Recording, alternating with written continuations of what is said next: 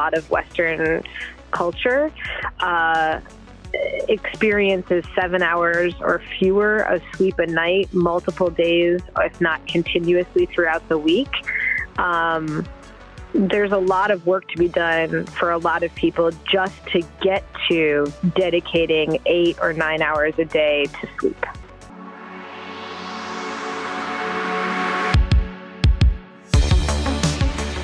Welcome to OTR, Over the Rainbow, Achieving Mental Health for Real. This podcast offers hope to many people who needlessly suffer from mental health issues. Your host, Bob Adelman, brings you information on how you can recover from any mental health issue and achieve a happier life. If you want to know more, please check out his trailer. Bob's notes on today's show follows.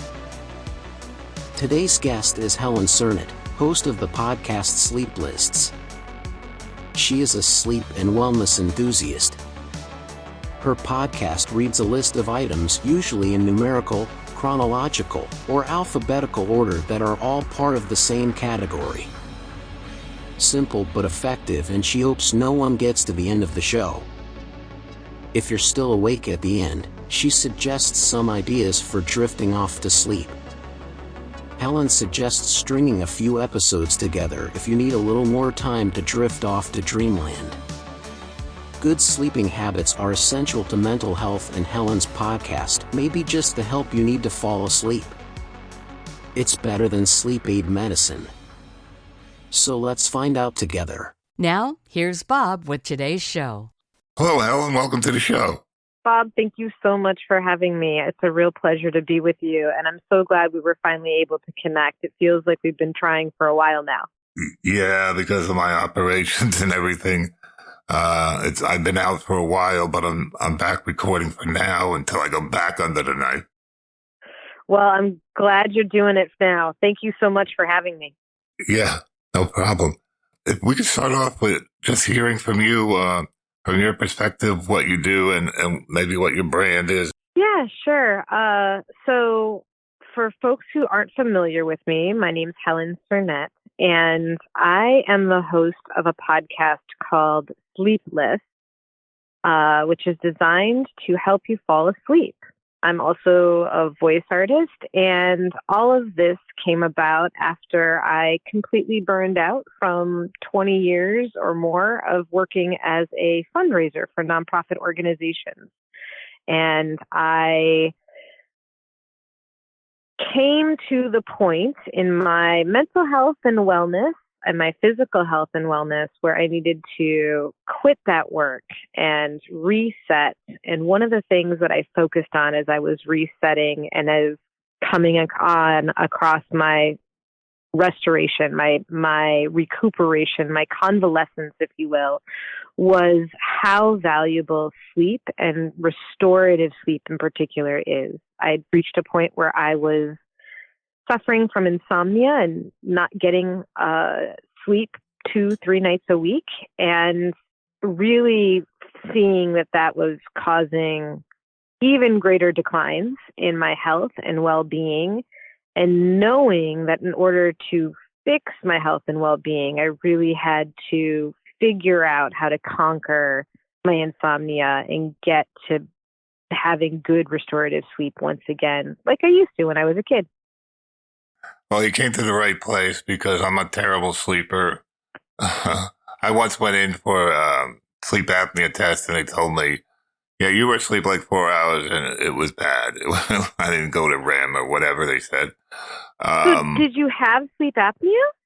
No, I did not. I do not have it. Oh, they thought I might. interesting. Yeah. So my issue with sleep is, for some reason, now that I'm older, I don't need that much sleep. So what happens is I'm not tired until wee hours of the night. I mean, first of all, my whole structure is built on the times between like 6 o'clock and like 2 a.m. That's really where my strong times are. During the afternoon, Gotcha. I'm like sleepy and, I feel like I'm not awake as I should be. I fall asleep during the daytime. So I have several sleeping issues, so you came to the right place. I Yeah, wind up going to sleep sometimes 4 or 5 a.m. and sleep sure. until like 10 o'clock. And so, you could start with me. Well, what a lot of elderly people, if you might consider yourself elderly or Yeah, not, I'm I don't elderly. know. I'm But elderly, yeah. as people age, they oftentimes report, like you said, needing less sleep, but also napping more or falling asleep during the day more. So at various life transitions, so puberty is one, perimenopause for women is another, and just general aging for both men and women, our sleep patterns can easily be disrupted by chemical changes that are happening in our bodies. And so if you were always a night owl or always someone who was up late, then maybe that's your norm and that is your circadian rhythm. But if Mhm. that's something that has can't come on in the decades as you've aged, you may be able to restore yourself to previous circadian rhythms, or at least less disordered sleep. Right. A more traditionally full set of sleep cycles to help you get the restorative rest that your body needs. Yeah. But it's not uncommon for elderly folks to struggle with sleep changes. Um, I think I was always a night owl. I was yeah. always a night owl, and I never got to go to bed late enough.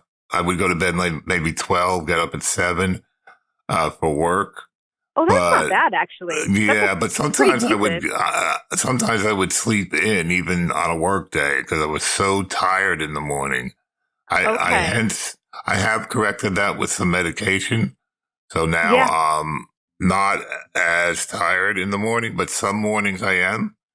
Mhm. Like yesterday morning, I woke up tired and I slept right through the TV shows we were watching. So Yeah.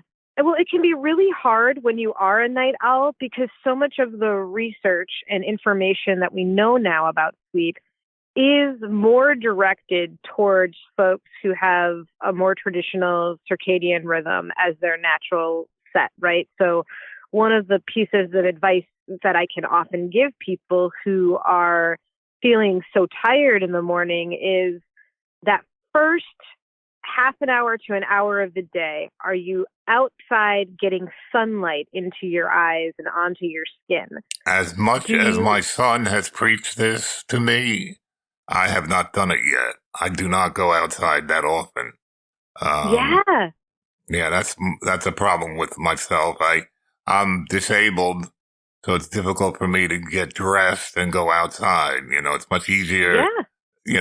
to be in my in my underwear and just sit around all day. So Well, yeah, and so you can start that process because I believe that we have to meet ourselves where we are, right? Like, so if you're experiencing an enormous amount of sleep deprivation because you've had such disordered sleep for decades on end, little things that optimize your sleep are not necessarily going to be available to you or even feel like something functionally possible. And so I like to meet people where they are. And so if you're inside most of the day and that is where you're comfortable and where you're capable of being, the best thing to do is to just think about, all right, can I open up a window? Can I throw on a bathrobe? Is that possible? Can I cover up a little bit? Can I get myself to a point where I feel comfortable opening up a window and just letting that sunlight onto my face as much as I can, maybe even opening up that screen, so you're getting direct Mhm. sunlight, not through glass, but getting that direct sunlight into your Okay, eyes and onto your face. And, maybe you can even do that from your bed. yeah, we have a skylight, and that's excellent because the sun does come down in my area, so I'm right over the. I don't know how good that is. It's probably not that good. I can't replace it with going outside, of course. Yeah, it's not bad. Those are sometimes sunlights are sometimes or skylights are sometimes treated with filtration, so they're filtering out the UV rays. And you actually want a little bit of that UV kind of pure sunshine to get to you as much as possible. So that's one thing that we recommend to folks who are having trouble with that real groggy feeling in the morning. Mm-hmm. Mm-hmm. That can also come from having consumed too much alcohol the night before, or really any alcohol for some people. It Right. can come from taking sleep aids. So if you're taking medication that is designed to give you approximately 8 to 10 hours of sleep, and you're waking up in 7 hours and feeling really groggy for 2 or 3 of those hours, you're probably still feeling the effects of the medication. So there's Right. lots of things that depending upon each person's situation, we can recommend to look at for that grogginess in the morning sensation. Yeah, I take a lot of medication. I have, as you know, I have several issues, mental health issues that I work very hard to overcome, but I can't help but feel that the medication is part of it, which makes me, groggy. Yeah. So, yeah. It can really change, we live with the side effects when the medication is functioning to help us with our main issues, right? So when I first started taking an antidepressant,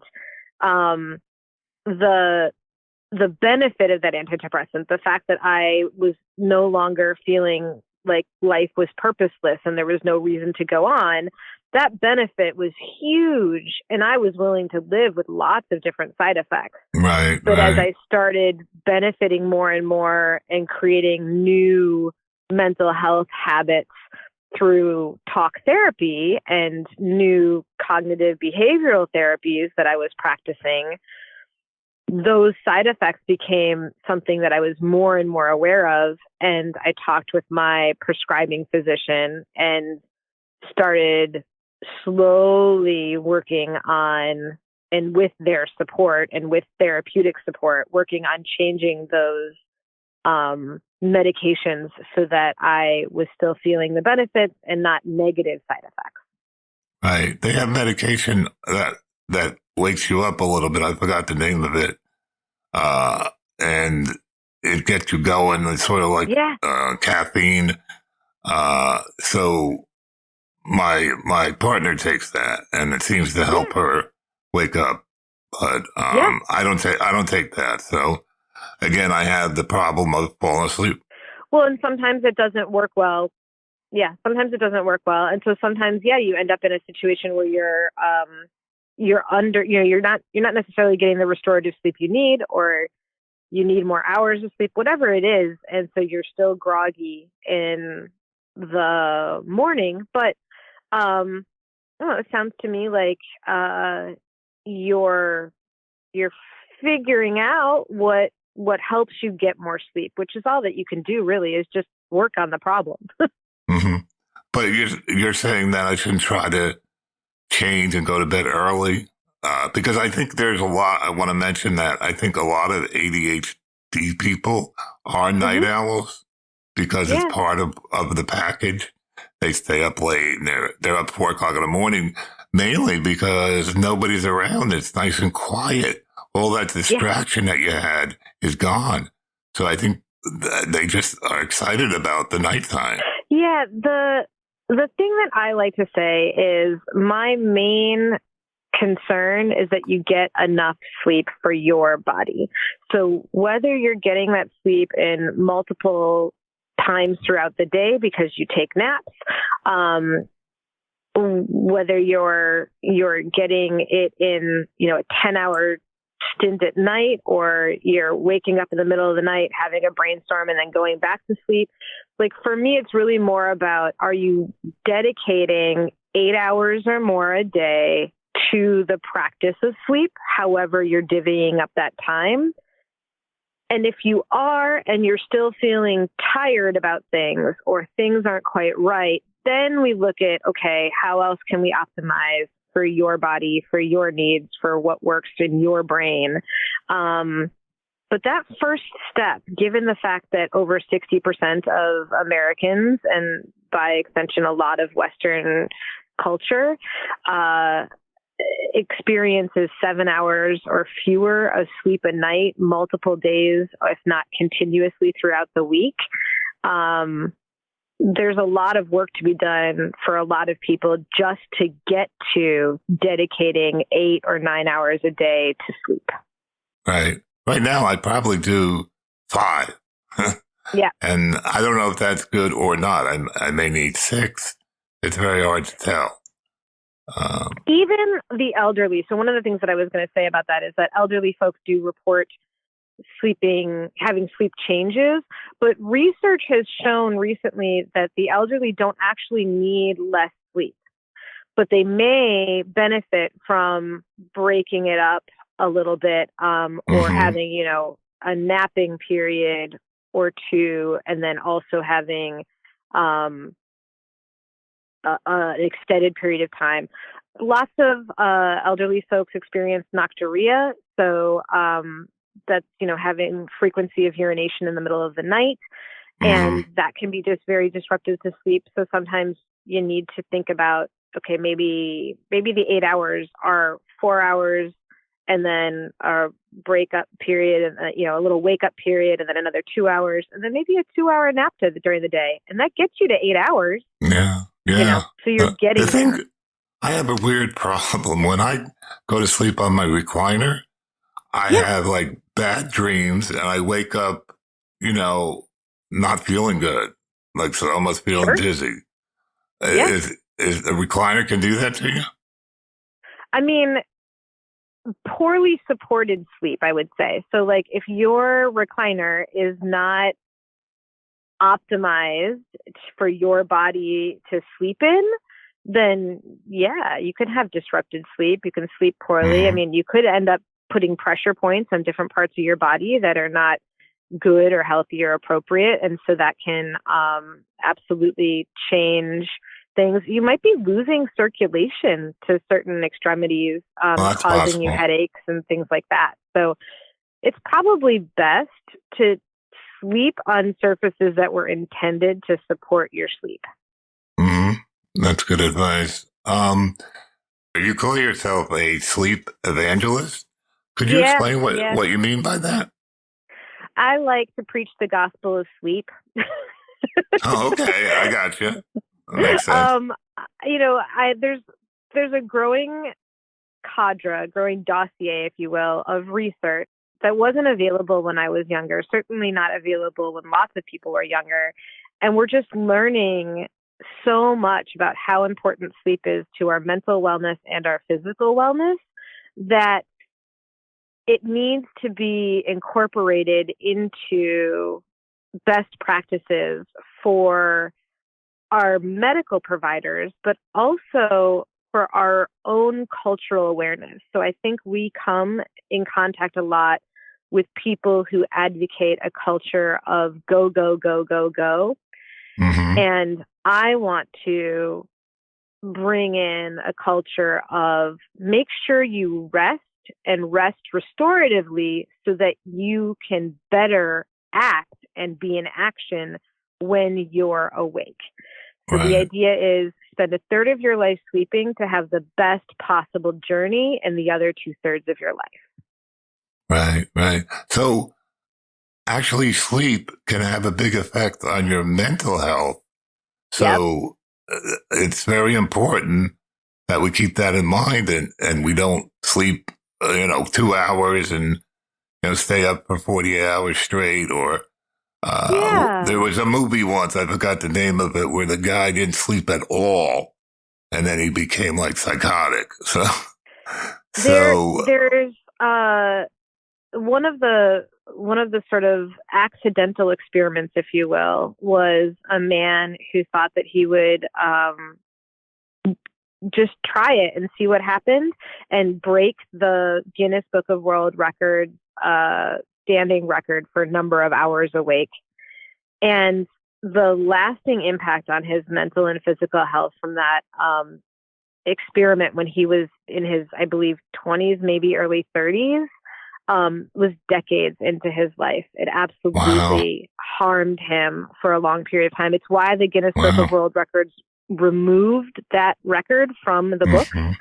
And his case is one that helped to jumpstart the areas of research where they looked at the impact of sleep deprivation. It's why sleep deprivation is considered, constant 24/7 sleep deprivation is considered torture. It has long-lasting, permanent impacts on both the mental and physical well-being of the individual who suffers. What would you say was the absolute minimum amount of sleep per night would be for everybody? There's no one should sleep less than what?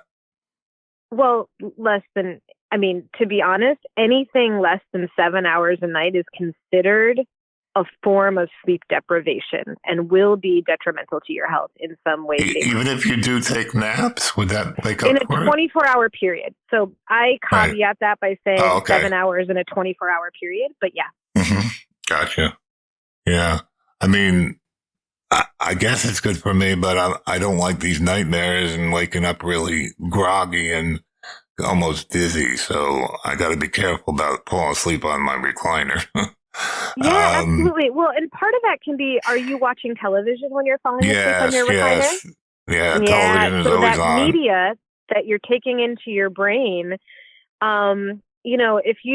if you give yourself a little bit of a buffer, even if you can just start with a 15 to 20 minute buffer off of screens before you plan on going to sleep, you can really improve the quality of sleep that you get during your sleeping hours.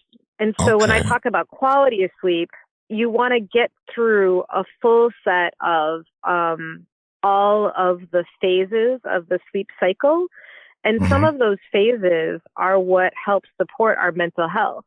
And they help us sort out our memories in terms of emotions versus the evidentiary facts of what happened during a day.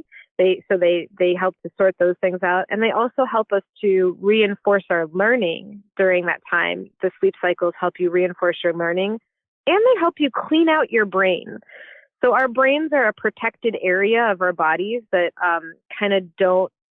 not a lot of things can go into our brains while they're working during the day. And so our brains need the shutdown of, 7 hours, actually 8 hours of sleep. Most people need 8 to 9 hours of sleep.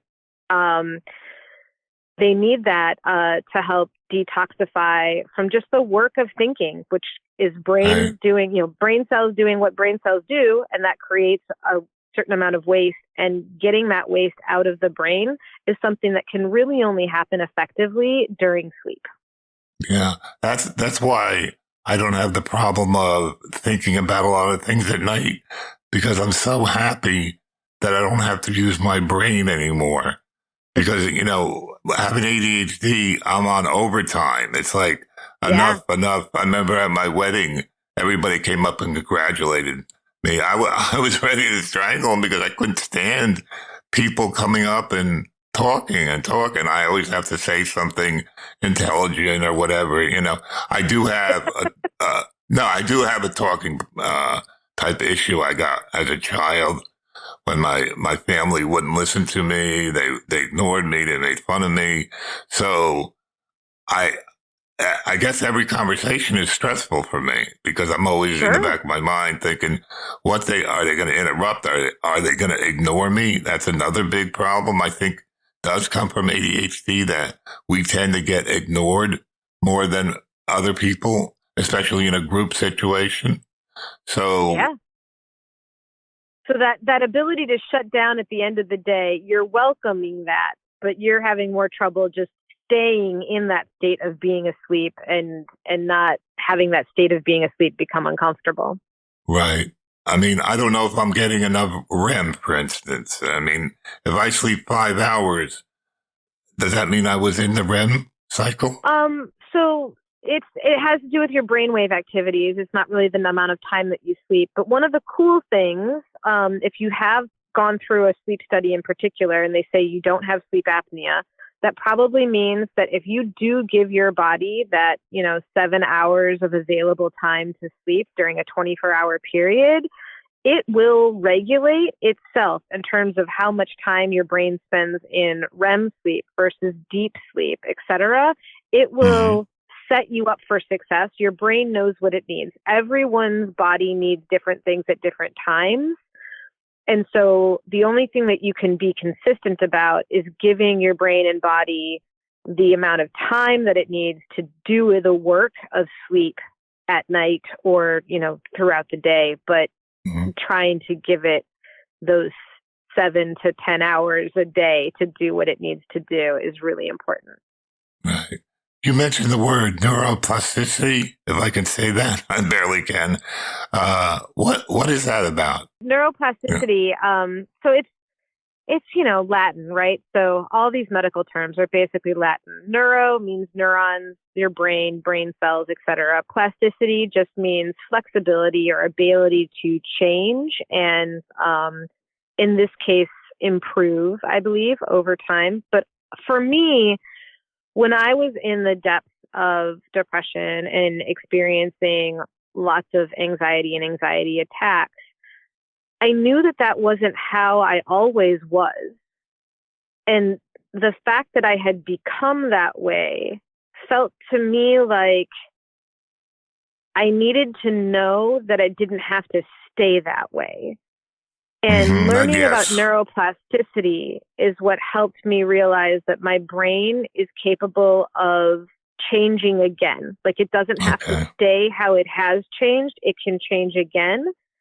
And one of the things that your brain needs in order to change and adapt to healthier patterns is sleep. Right.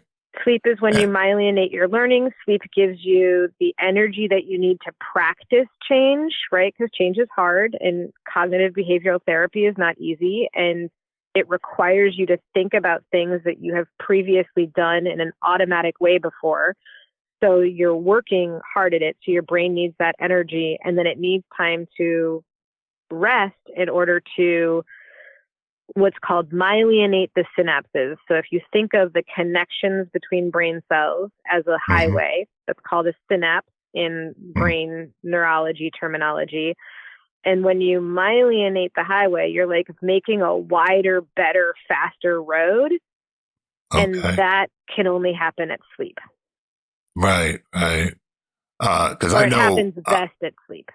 I know for myself, when I get into a depressed state, even if it's for a day, I feel that it's going to be forever. But it's not. Your brain learns, or your brain adjusts, and it snaps you out of it. It's like a slump in baseball. You're in a slump, and then you're not. And there's no explanation except that you got over it, and you're feeling different that day. Your brain has changed. It has adjusted. So it makes a big difference, I think. It does. Knowing that it's not going to be forever is really the thing that I would say kept me alive. Right.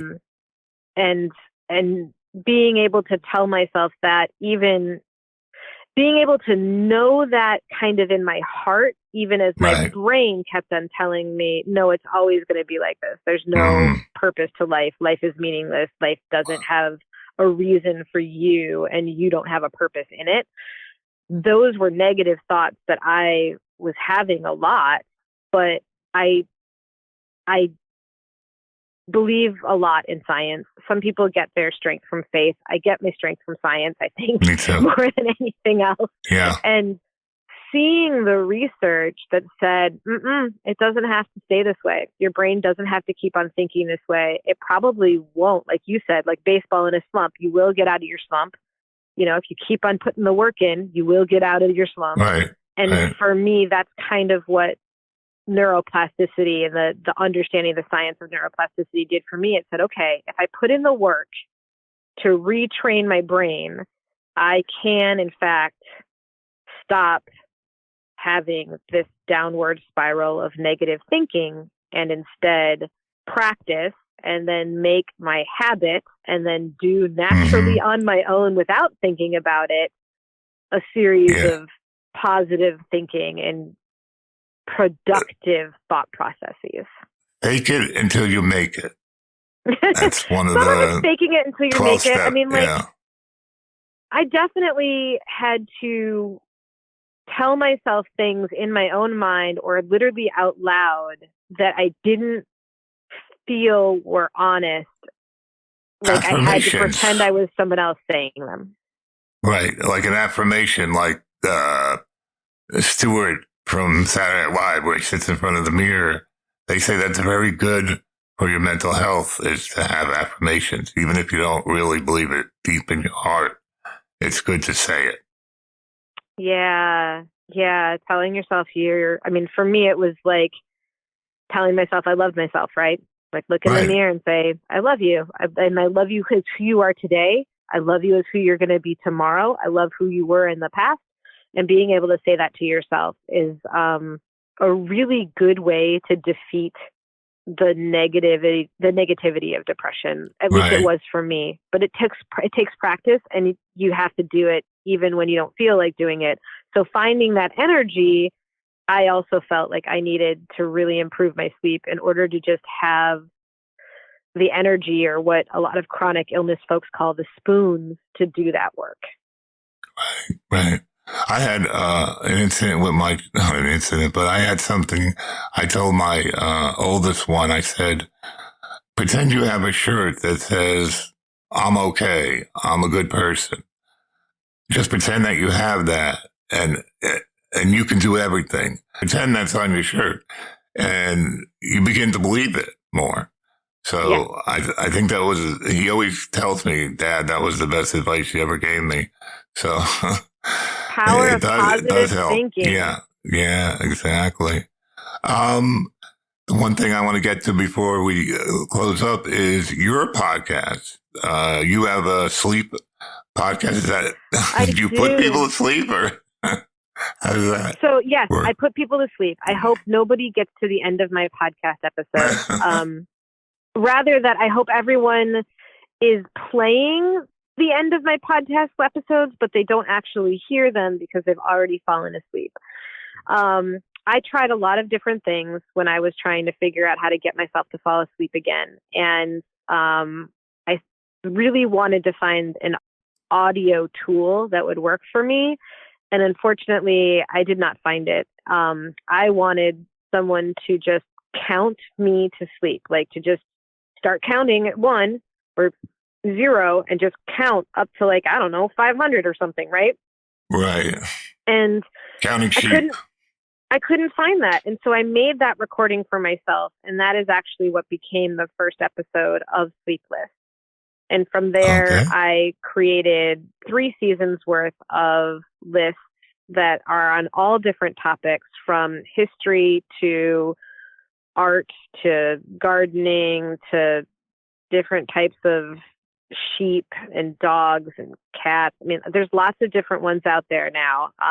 And I'm working on a 4th season, but I've been doing a bunch of other stuff and I haven't been spending as much time on my podcast. So there are 3 good seasons out there, though, of lists to listen to and enjoy, and really see which ones work for you and help you fall asleep if what you are struggling with. Your name of the podcast? The name of the podcast is Sleepless. So it's just sleep, SLEEP, and then list, LISTS. And you can find it at sleepless.com or on whatever platform you enjoy podcasts on. Terrific. One last question I forgot is, with negative cycles in your sleep, I think this is important. That's why I want to go back to it. When you have negative cycles in your sleep, what are those, for instance, and how do you get better from them? Yeah. So, Bob, are you referring to maybe a period of a couple of days or weeks where you're not having good sleep? Yeah. Okay. So one of the things that I think is super important is to be kind to yourself, and know that just like every day is different and there are good days and bad days. I mean, we all want to say every day is the best day because we're here on the planet and we're alive. But let's face it, we've all had bad days. You also have bad nights, and that's okay. You control the things that you can control. So you give yourself that window, right? Like you try to make that a screen-free lead up and maybe a light-dimmed lead up to that time, right? You try to optimize yourself so you get the best sleep possible for your largest sleep window of the day. And you just keep on trying. Okay. If Resilience. resilience. You just keep on trying, and you know that not every night's going to be the same. So, kind of like we talked about during the daytime and how your negative thoughts can be overcome, or how if you're in a slump, you can get out of it. It is very much the same with sleep. If you don't, for me, I just have to be really careful to think to myself, okay, I had a bad night's sleep. It took me a long time to get to sleep last night. I didn't sleep very well. I woke up like 3 times in the middle of the night, and I'm just sore and tired. Like, I don't feel good today. And it's really easy for me to be like, that's it. I'm not ever going to sleep well again. Mm-hmm. So I have to yeah. be like, I have to go back to basics for myself and be like, okay, well, how can I set myself up for success? And for me, for tonight, because last night wasn't good, but how can I set myself up for success tonight? For me, that is getting outside, getting sunlight in that first hour that I'm awake, making sure that I turn off all my screens and dim my lights at least half an hour, but preferably an hour before I go to bed. Making sure that I don't stay up late because maybe I slept in, so now I'm more likely to stay up late. Like, nope, try to keep that time as consistent as possible that I'm going to be going to bed and starting that window again for my body. Right. And then, of course, if you really are in a slump, you can always take supplements or medications to help you overcome and get over that slump. Right. Yeah, that sounds great. So I consider this the most important part of the show. How can we connect with you? Yeah, so folks can find me on LinkedIn. That's where I'm most active on social media. And my name's Helen Sernett, spelled HelenSernett.